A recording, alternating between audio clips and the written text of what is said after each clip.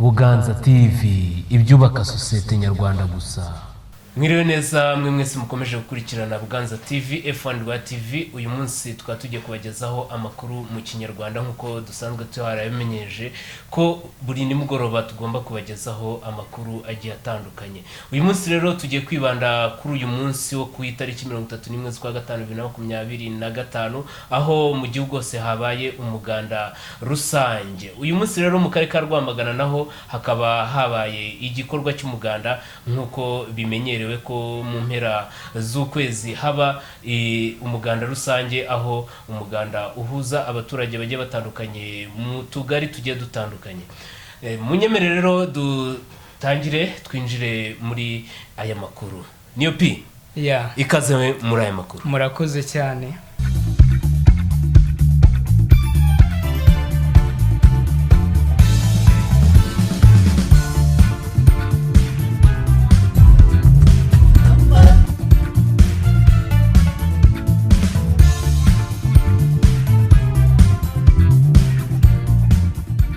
Ibyo koko kuri uyu 31 Gicurasi 2025 nibwo mu karere ka Rwamagana habereye umuganda rusange usoza ukwezi, ndetse ku rwego rw'akarere ukaba wabereye hariya mu murenge wa Fumbwe, aho bakoze umuhanda ungana n'ibirometero 3 n'igice ku muhanda wa Nyagasambu Nyarubuye.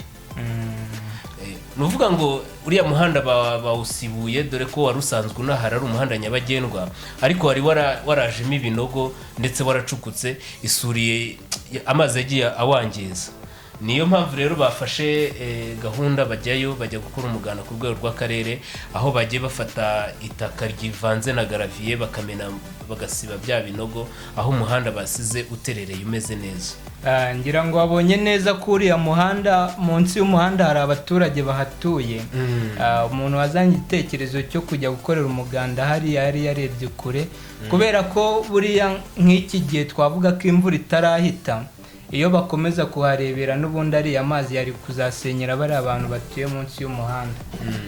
Niyo mpamvu rero uyu muganda ntabwo wabereye mu karere ka Rwamagana gusa, uyu muganda wakomeje uza no kubera ndetse no mu tundi duce tw'igihugu tugiye dutandukanye, yaba mu ntara y'Iburasirazuba, Iburengerazuba, Amajyaruguru ndetse n'Amajyepfo. Aho hose baba bagize iki, bakoze umuganda nk'uko uteganywa n'itegeko.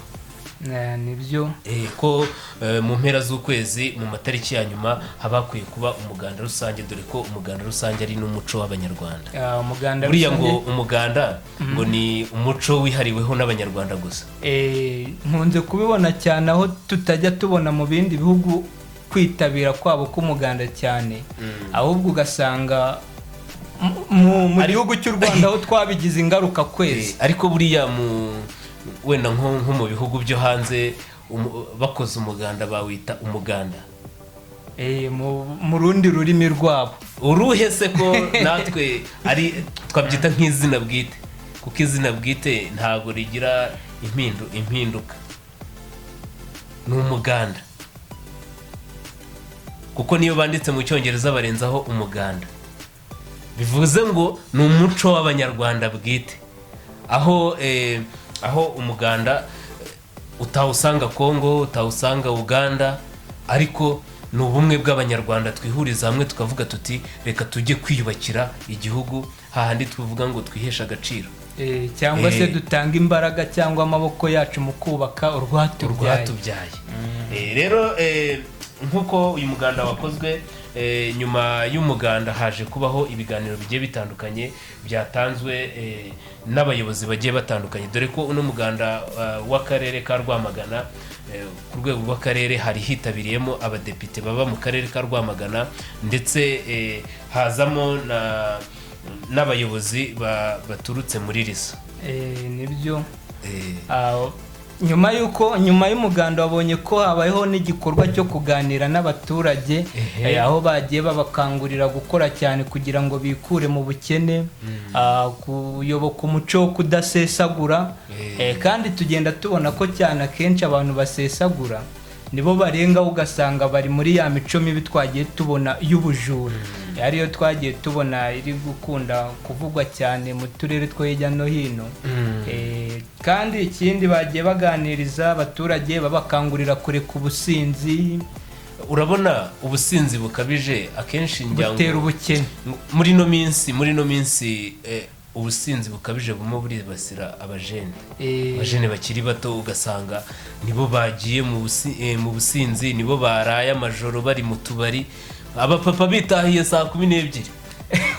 Abapapa barisobanukiwe bamenye ko gusesagura amafaranga akenshi usanga amafaranga agendera mu businzi bukabije, ugasanga afashe amafaranga ibihumbi birenze 30-40 abiguza amacupa we na bagenzi be, amafaranga arashize. Ari nabyo tubona bitera amakimbirane mu ngo kenshi na kenshi, kubera ko niba muzi ko mufite amafaranga runaka, umwe mu bagize umuryango akagenda akasesagura agataha yasinze, nta kuntu wo mubana mwakumvikana. Ntago mwakumvikana bitewe nuko hari ubusinzi bukabije, guhoza ku nkeke wo mwashakanye, kuko urumva iyo yanyweye ntago abakiri umuntu muzima utekereza, ntago abakitekerereza, imyitwarire yiba yahindutse.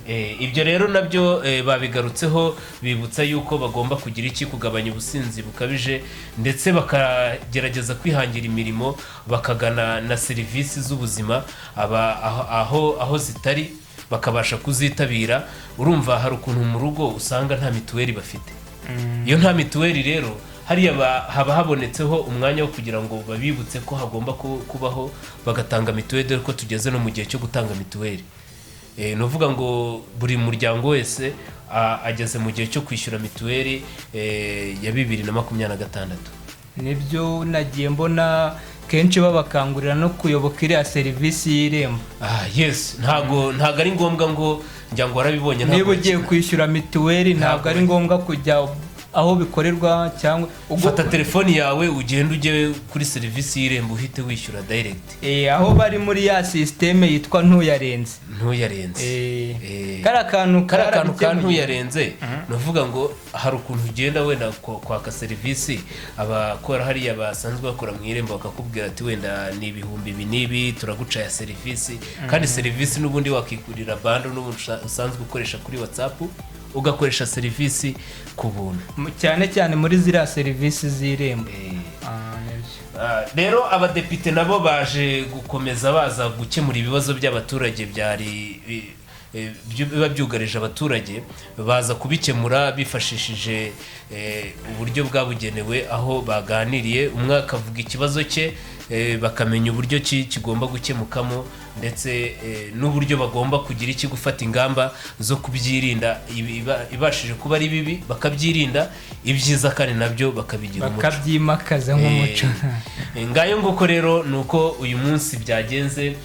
Hirya no hino habaye umuganda, kandi hari ibikorwa byiza. Urabona ko cyane mu karere ka Rwamagana nibo bantu namaje kubona basa nkaho bitabira umuganda cyane, bifite imbaraga, kuko niba babirebye ubona ko hari ibikorwa bimwe na bimwe biba byakinze, hanyuma bose bakajya guteranira hamwe, bakajya gufatanya bakubaka igihugu cyabo. Ni ukuvuga ngo rero kuba twese tuba turi abanyarwanda biba bivuze ngo dukore, kandi dukore dushyize hamwe, tuba abanyarwanda bamwe. Iyo tuvuze abanyarwanda bamwe, niba abanyarwanda twumva ko dufite igihugu kimwe, dusangiye ubutaka bumwe, tugomba kugira gushaka icyateza imbere u Rwanda n'abanyarwanda muri rusange. Nibyo inkuru yacu rero reka tuyisoreza ahangaha. Yari inkuru y'umuganda nk'uko uyu munsi waranze, twagira ngo tubabwire ngo ibyiza byinshi biri mu kugira mu gushyira hamwe tukiteza imbere. Ariko hari inkuru nagiye mbona isekeje, sinzi niba ibabaje cyangwa isekeje. Ni ukuvuga ngo Nyamasheke, umukobwa yabyaye ku munsi wo kumusaba. Ako gakuru ka trendinze, nanjye nakabonye, aho umugeni yibarutse umunsi barajya kumusaba, bari bwaje kumusaba, nabonye yari yambaye n'ivara. Nagiye mbona n'imyiteguro yari yarimbanije, arabyara, baramubwira ati se wabyifashe ute uno munsi, ese umugeni wawe cyangwa se umukobwa wakunze kuba yibarutse mu bukwe bimeze bite? Ahubwo ati nabyishimiye cyane, dore yuko ubu tuhise tuba batatu. Urumva rero ni utuntu tuba twaciye hirya no hino ku mbuga nkoranyambaga, ariko ni ibintu bidasanzwe. Ni nko kumva ngo umuntu urakora ubukwe cyangwa se uranasezerana uwo munsi akabyara, harya ubwo ikirori kigenda gite? gihita kiba dubure. Bizihiza kuvuka k'umwana, barangiza urumva banakoreramo happy birthday.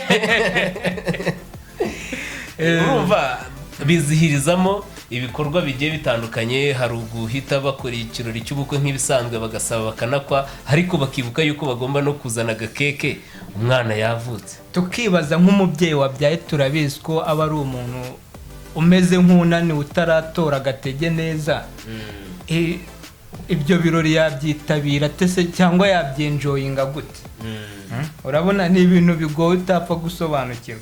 Ni ibintu biba bigoye. Reka rero amakuru yacu turacumikishiriza ahangaha, ngira ngo niyo mbere yuko tujya kuva muri studio kugira dukomeze izindi gahunda za Buganza TV, twababwira harya buriya ukeneye serivisi zose zigiye zitandukanye zerekeranye na kamera wagana he niyo muri P Image Studio. Muri P Image Studio rero niho tubafitiye serivisi zigiye zitandukanye. Ushobora twabyise ngo ni multi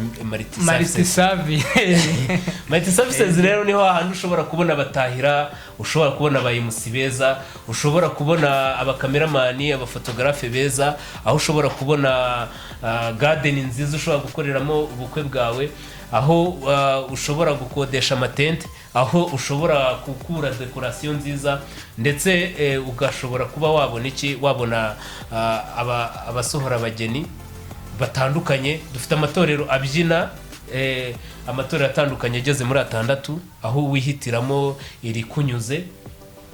Ibyo byose rero ni ku giciro gito. Ngira ngo turababwira ngo ubu ngubu muri P Image Studio Limited twazanye gahunda yo kwigisha no guhugura abajene. Gahunda yagarutse aho tubahugura mu gihe cy'amezi 3, tukabana certificate ku bijyanye no gufata amashusho no kuyatunganya na graphic design.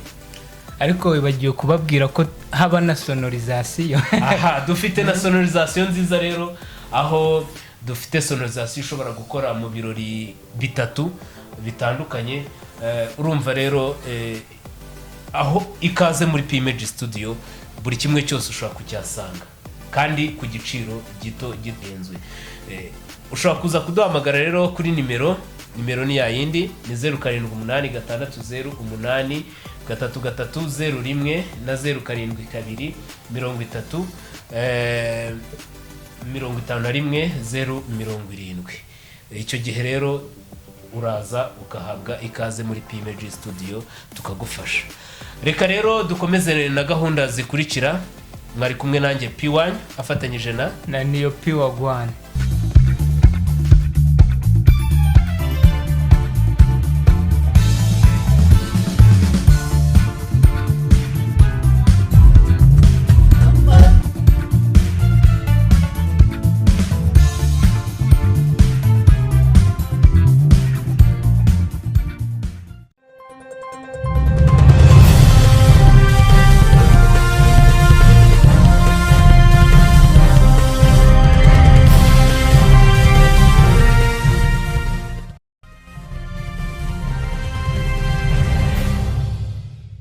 Buganza TV, ibyubaka sosiyete nyarwanda gusa.